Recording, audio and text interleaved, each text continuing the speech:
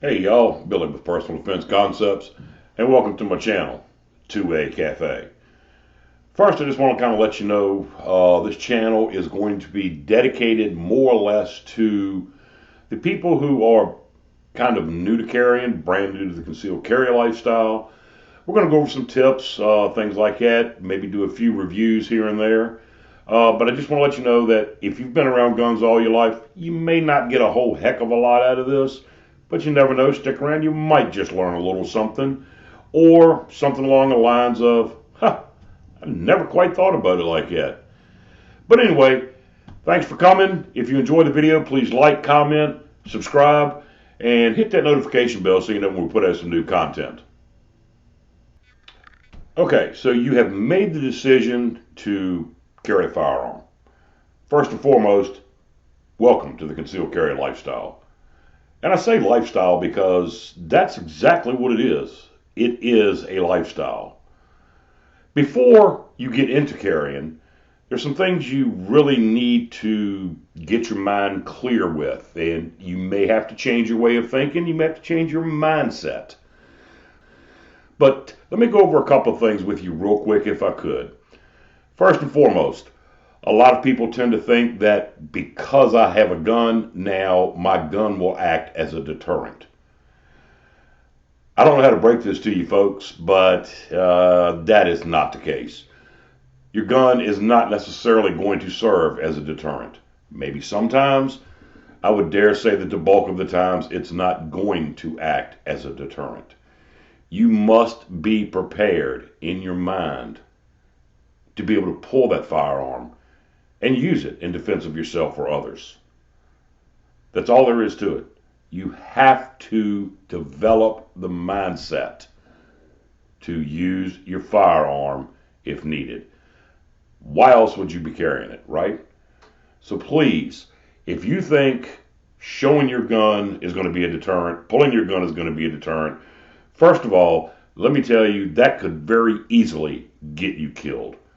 Never pull your gun to try to intimidate somebody, to try to act like a big shot, to try to show off. If you pull your gun, you have to have already made the conscious decision that you are prepared to pull the trigger.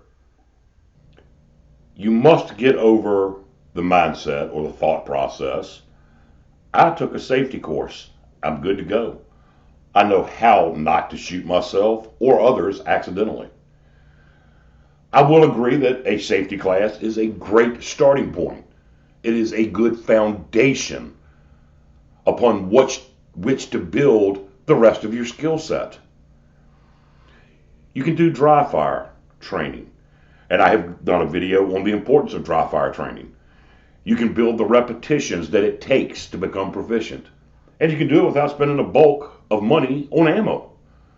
However, there are some things that do require live fire, and things such as managing your recoil, being able to get your sights back down on target for that second, third, or maybe even fourth follow-up shot.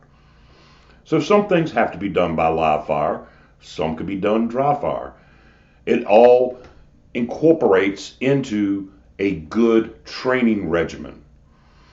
Also, you must keep up with your laws governing the carrying of a firearm.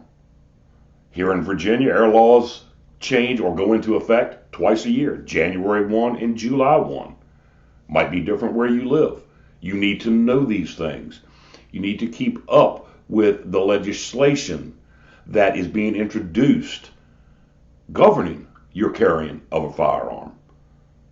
You must train all the time. I know all there is to know.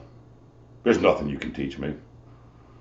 You know, that could be true with me. There may be some things I can't teach you. You may know so much that there's nothing I can do to teach you. But you can learn from somebody. Keep your mind open. Everybody can learn from the person who just picked up a gun all the way up to the elite shooters. Maybe not from me, but somebody out there knows more than you do. So please keep your mind open. when I do my concealed carry classes, I really enjoy when I have a fair amount of ladies in the class. And I'll tell you why. Not only because they're a little bit more attentive, they're more interactive, and they come in with an open mind. I don't know all there is to know. I'm here to learn. I use a little kind of a joke in my classes that when we're talking about plus P and plus P plus ammo, that the owner's manuals you get with your firearms says in there whether or not your gun is rated to shoot or handle plus P ammo. And the joke I always say is that you ladies, you have the advantage here because y'all will read directions. Us guys, we know it all. We don't need to read directions. That's the mindset you have to get off. Get over it. You don't know it all. Somebody out there knows more than you do. Maybe they know a better technique. Maybe you both know how to do the same thing, but yet this guy's got a better technique, or this lady has a better technique. Learn. Keep an open mind. Don't go into everything thinking, I'm the smartest person there is when it comes to firearms. Been around guns all my life. You can learn from almost anyone. Keep your mind open. Listen. Watch. Pay attention. You might be surprised who can teach you a thing or two. Another thing you have to change. If I hit the bad guy, he'll stop. Not necessarily. Sometimes, yeah, one shot's all it takes. Some people say, and some statistics say, that some people will stop after getting shot one time. But that guy is hopped up on drugs. Might take 2 shots, 3, maybe even 4. Which again will illustrate the need for live fire training. To be able to manage that recoil, to get that gun back down on target for the 2nd, 3rd, possibly even 4th shot. One shot may not do it. So you have to practice strings of 2 to 3 shots when you're out on the range. Also, part of that, you need to wrap your head around the fact that you may get shot. Stop and think about this. Ever been in a fist fight? You probably took a punch or 2. A lot of times you can't get into a fight without taking a punch. When you add guns to it, it's just a gun fight. You might also get shot. You might also get hit. So when you're doing your dry fire training or your live fire training, learn to shoot one-handed. You also practice with your support hand, your offhand, your weaker hand. If you're right-handed, practice a little bit with your left hand too. Practice that one-handed shooting. You never know when that type of training could save your life. Be prepared. Train often. I carry a gun. I can go anywhere I want now. Bad idea. Don't go to places you wouldn't normally go just because you're carrying a gun. Believe me, you do not want to have to use that firearm. The whole object is to de-escalate situations if at all possible. Your firearm is nothing but a tool in your toolbox, and it's only to be pulled when absolutely necessary. If you wouldn't normally go downtown, don't go downtown just because you're carrying a gun now. If you wouldn't go to certain areas of a town or a certain location because of criminal activity, the criminal element, the evil that exists in those places, don't go just because in your mind, I've got a gun now, I'm safe. Because you aren't necessarily safe just because you're carrying a gun. Stay away. You really don't want to pull your firearm. You want to avoid that. Because if you do, it's opening up a whole new world that you never wanted to be a part of when it comes to having to go to court, when it comes to having to pay a lawyer to get you off or to defend you. Even if you're 100% in the right, be prepared. There's going to be lawsuits somewhere along the line probably. So just avoid those situations altogether, just like you normally would before you ever carried a gun, before you got your gun. You didn't go downtown. I've carried a gun for years, almost 12. I don't go downtown. It's not a safe place. I'm not going to put myself into a situation that would lead itself to me having to pull my firearm. I just stay away. Not because I'm scared, but I'm trying to avoid a situation in which I would have to use my gun to defend my life or the life of my loved ones. Just stay away. Life as usual. Nothing really changes just because you're carrying a gun. It's all still the same. You're just preparing yourself should you ever need to use a firearm to defend your life, the life of a loved one, or even the life of an innocent bystander. Just stay away. Life as usual. I carry a gun. I don't need to carry anything else. It's not necessarily true, and it's not necessarily the proper mindset. Suppose you're going somewhere where it is illegal to carry a firearm. What are you going to do then? Maybe you turn to a stun gun. Maybe you turn to pepper spray. We'll have some reviews coming up on some stun guns and some pepper sprays also, by the way. But every time I leave my house, I do have a gun.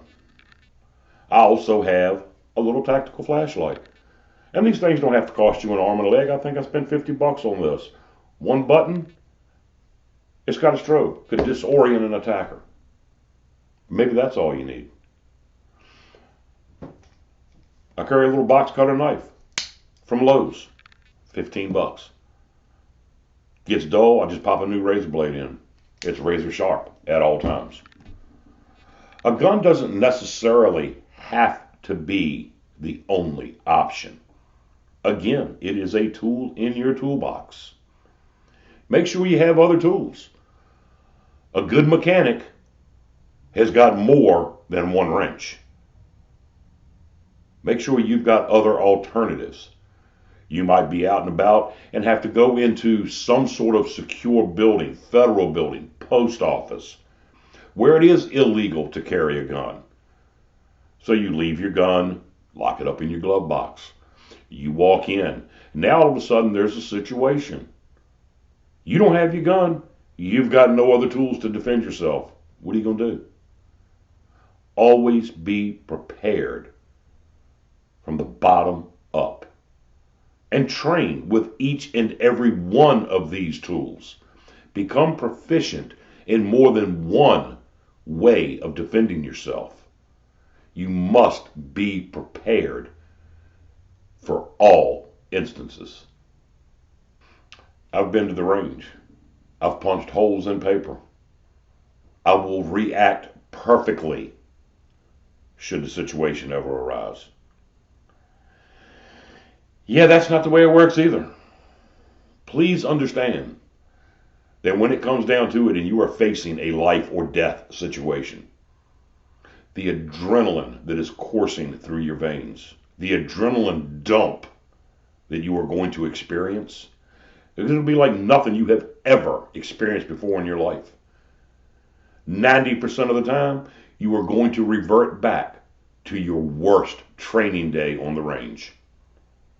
That's why it is so important to train, to become proficient with all sorts of tools. This all ties back into being teachable also.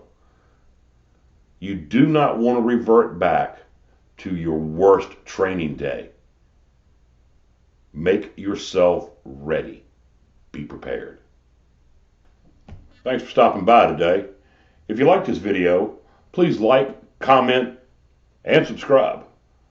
Follow my channel, 2A Cafe, on YouTube and Rumble, and follow my Facebook page, Personal Defense Concepts, for all kinds of gun-related information. If there's a video you'd like to see, I'm always looking for some video ideas. Shoot me a message. We'll see what we can talk about. Once again, thanks for stopping by. And when it comes to training for personal defense, be the predator, not the prey.